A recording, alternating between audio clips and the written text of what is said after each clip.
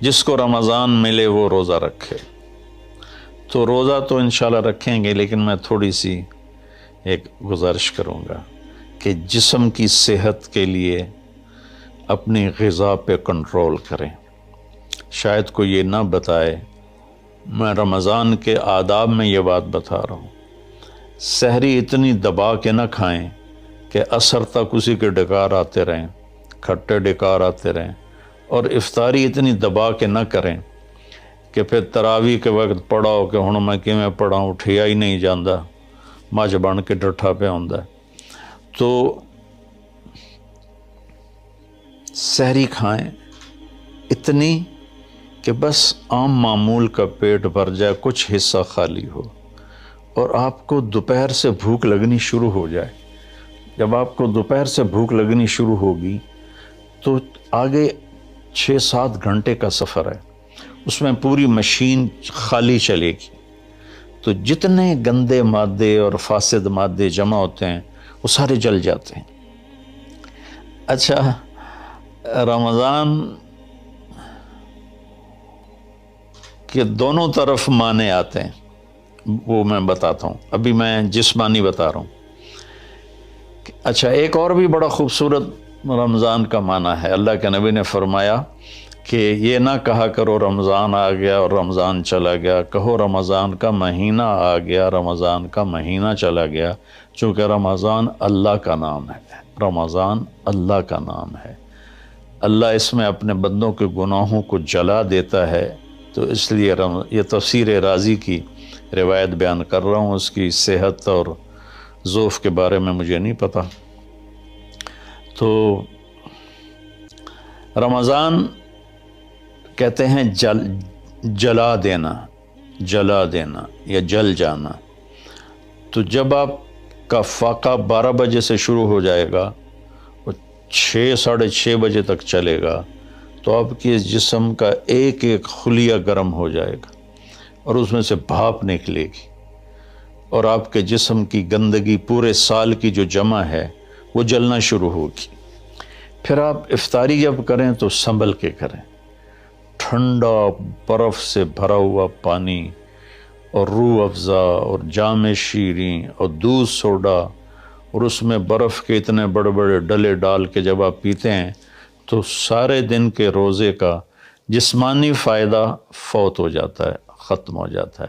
سنبھل کے پانی پئیں اور روم ٹمپریچر کا پانی پئیں۔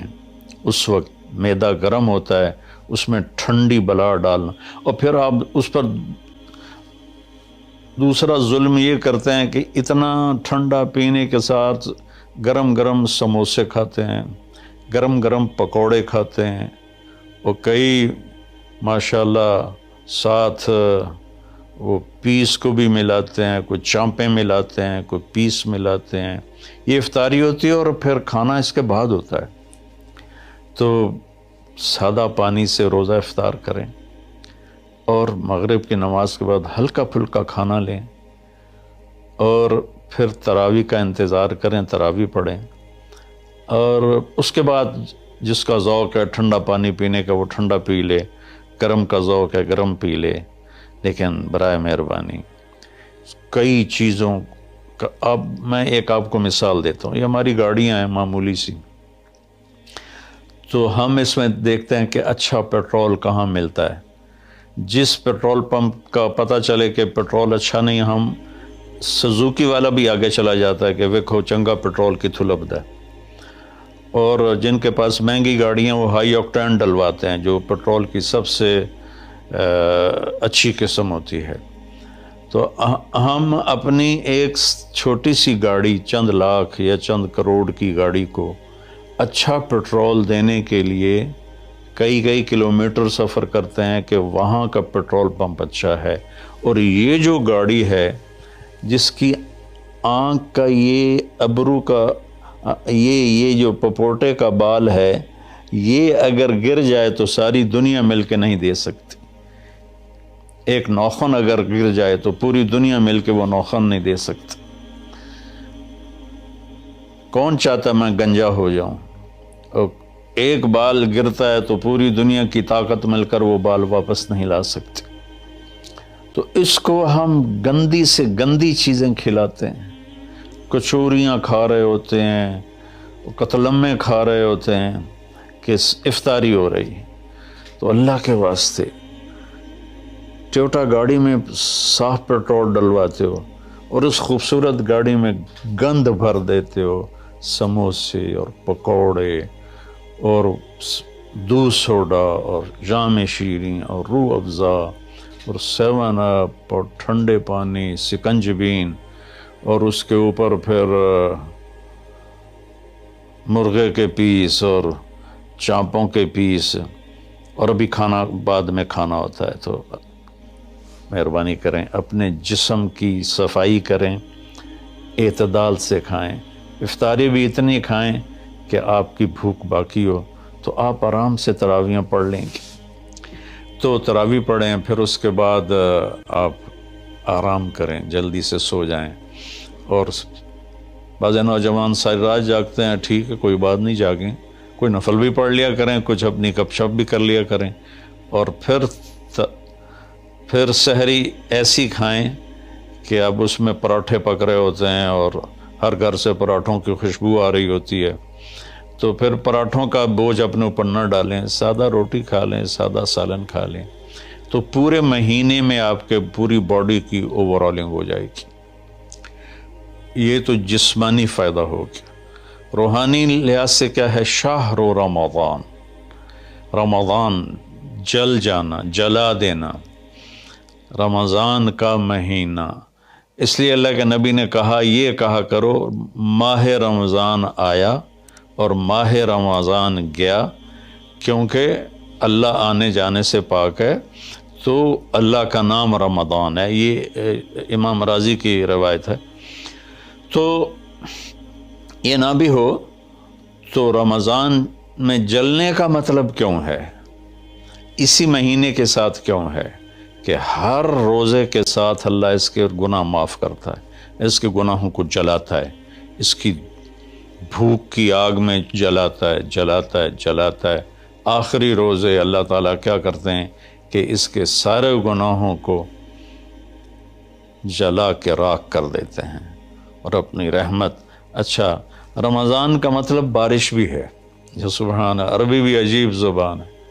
رمضان کا مطلب بارش بھی ہے، رمضان کا مطلب اگر رمضا مصدر ہو، رمضا، تو یہ بارش کا مطلب ہے، رمضا ہو تو یہ جلانے کا مطلب ہے۔ سبحان اللہ، کہ رمضان ایسا مہینہ ہے کہ اس میں ایسی رحمت کی بارش ہوتی ہے، سارے گناہ دھل جاتے ہیں۔